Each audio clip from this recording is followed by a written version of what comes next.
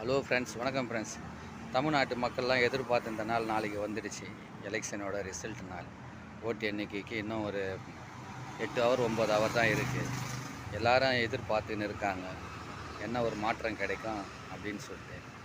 நம்ம எதுக்கு ஓட்டு போட்டோமோ அது ஜெயித்தாலும் சந்தோஷம், அது ஜெயிக்காமல் வேறு கட்சி ஜெயித்தாலும் சந்தோஷம். அதை நினச்சி எதுவும் வருத்தப்படக்கூடாது.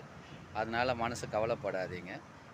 நம்ம நினச்சி போட்ட ஓட்டு ஜெயிச்சேன்னா கரெக்டான ஓட்டு போட்டுக்குன்னு சந்தோஷப்பட்டுக்கோங்க.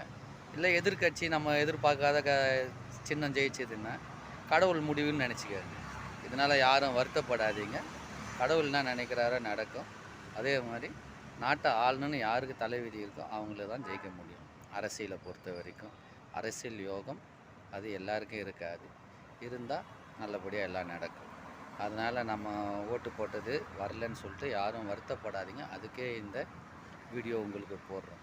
எது வந்தாலும் கடவுளோட ஆசீர்வாதம் நினச்சிக்காங்க. தேங்க்ஸ்.